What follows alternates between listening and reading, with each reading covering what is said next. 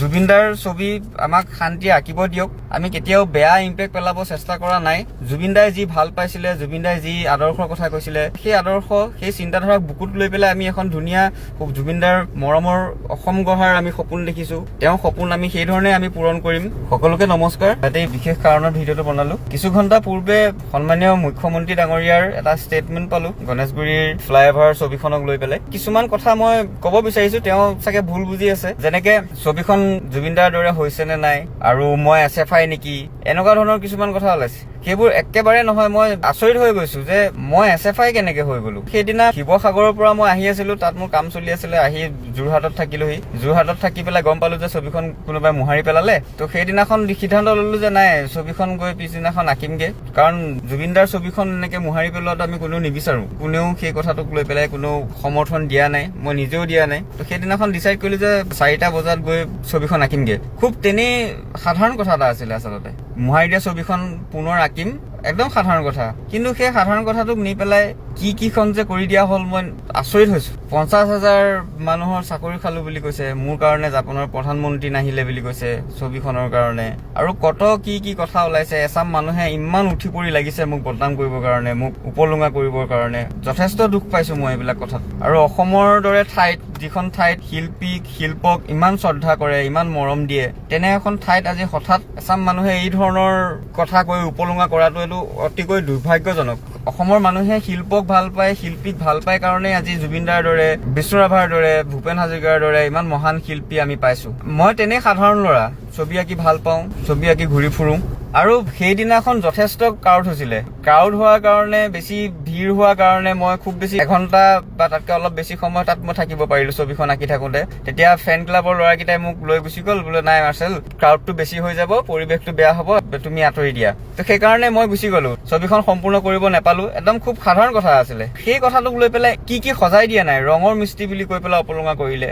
আৰু এই কথাটোক মই ৰঙৰ মিস্ত্ৰীৰ ক্ষেত্ৰত মই এটা কথা ক'ব বিচাৰিছো যে তেওঁ ৰঙৰ মিস্ত্ৰীয়ে হওক বা হাজিৰা কৰক বা ৰিক্সা চালকে হওক, তেওঁ সৰু কাম কৰে বুলি যিটো উপলুঙা কৰাৰ যিটো মেণ্টেলিটি, এই মেণ্টেলিটিটোক মই তীব্ৰ গৰিহণা দিছো। আৰু মই নিজকে ৰং মিস্ত্ৰী বুলি ক'বলৈ লাজ নকৰো। মোৰ ৰং মিস্ত্ৰী বুলি ক'লেও মোৰ কোনো সমস্যা নাই। কিন্তু সৰু কাম কৰিছে বুলি ঠাট্টা কৰা যিটো মেণ্টেলিটি, এই মেণ্টেলিটিটোক মই তীব্ৰ গৰিহণা জনাইছো। এনেকুৱা মানসিকতা থাকিব নাপায়। আৰু সন্মানীয় মুখ্যমন্ত্ৰী ডাঙৰীয়াক মই ক'ব বিচাৰিছো, আপুনি মোক ভুলকে বুজি আছে। মই কোনো SFI নহয়।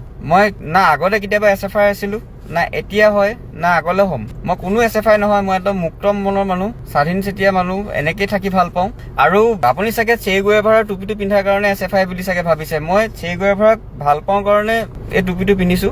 আৰু তেখেতক ভাল পোৱা বিভিন্ন কাৰণ আছে। তেখেতক মই প্ৰথম ভাল পাওঁ যে তেখেত এজন সাংঘাতিক প্ৰেমিক আছিলে। যদি প্ৰেমিক নহ'লহেঁতেন, তেখেতে চাগে সেই সাধাৰণ মানুহৰ কাৰণে ইমান ডাঙৰ এখন সংগ্ৰাম নকৰিলেহেঁতেন। তো সেই প্ৰেমৰ প্ৰতীক হিচাপে মই এই টুপিটো সদায় পিন্ধো, আৰু সেই ধৰণে সদায় পিন্ধিম। আৰু এই ক্ষেত্ৰত আপুনি মোক আকৌ এবাৰ কৈছো, আপুনি মোক ভুলকে বুজিছে। মই কোনো SFI নহয়, কোনো সংগঠনৰে মানুহ মই নহয়। আৰু আজিলৈকে কোনো দল সংগঠনক মই কেতিয়াও অপেনলি ছাপোৰ্ট কৰা নাই। আৰু এটা কথা কওঁ, সেইদিনাখন প্ৰটেষ্টত বিভিন্ন মানুহ আহিছে। সেইদিনাখন কোনোবা বেলেগ ক'ৰ দল সংগঠনৰ মানুহ আহি ওলাইছেহি, মই সেইবোৰ নাজানো। কোনোবা আহিব পাৰে, সেইটো ইমানো ডাঙৰ কথা বুলিও মই নাভাবো। কোনোবা কংগ্ৰেছৰ মানুহ আহিব পাৰে, বিজেপি মানুহো আহিব পাৰে, AJP আহিব পাৰে, কাৰণ জুবিন দাক সকলো মানুহে ভাল পায়। আৰু সেইটোক লৈ পেলাই আপোনালোকে মোক জাজ নকৰিব। মোৰ তাৰ লগত কোনো সম্পৰ্ক নাই। মই সেইদিনাখন জাষ্ট এটা ভিডিঅ' দিছো, এটা মেছেজ দিছো যে ছবিখন পুনৰ আঁকিম, আপোনালোকে সহায় কৰক। আৰু সেইখন সময়ত ইমান যে মানুহ আহিব মই ভাবিয়ে পোৱা নাছিলো। কথাটো আকৌ এবাৰ কৈছো, খুব তেনেই সাধাৰণ কথা আছিলে। আৰু কথাটোক ইমান বেছি দীঘলীয়া আপোনালোকে যাতে নকৰে, মই তাকে অনুৰোধ কৰিছো। জুবিনদাৰ ছবি আমাক শান্তি আঁকিব দিয়ক। আমি কেতিয়াও বেয়া ইম্পেক্ট পেলাব চেষ্টা কৰা নাই। জুবিনদাই যি ভাল পাইছিলে, জুবিনদাই যি আদৰ্শৰ কথা কৈছিলে, সেই আদৰ্শ, সেই চিন্তাধাৰাক বুকুত লৈ পেলাই আমি এখন ধুনীয়া জুবিনদাৰ মৰমৰ অসম গঢ়াৰ আমি সপোন দেখিছো। তেওঁৰ সপোন আমি সেই ধৰণে আমি পূৰণ কৰিম, সেই বুলি মই বিশ্বাস কৰো। আৰু ভৰলুৰ কথাটো মই এটা ক'ব খুজিম যে ভৰলুৰ কথাটো তেনেই সাধাৰণ আছিলে যে গছ কাটিছে, গছৰ কাৰণে প্ৰতিবাদ, গছ নেকাটিব বুলি প্ৰতিবাদ কৰিছো। আৰু তাতো বিভিন্ন মানুহ আহিছিলে। ইয়াত যেনেকে মানুহ আহিছে তাতো তেনেকে মানুহ আহিছে। আৰু জুবিন দা নিজেও দীঘলী পুখুৰীত আহিছিলে গছ কটাৰ বিৰোধ কৰিবলৈ। আৰু গছ কটাটো কোনো মানুহে ভাল নাপায়, ময়ো তাক সমৰ্থন কেতিয়াও নজনাও। গতিকে এইটো খুব সাধাৰণ কথা আছিলে। মই বুজি নাপাওঁ কথাবোৰ নি পেলাই ক'ৰ পোৱাইগে, কি কৰি দিয়েগে, আচৰিত লাগিছে।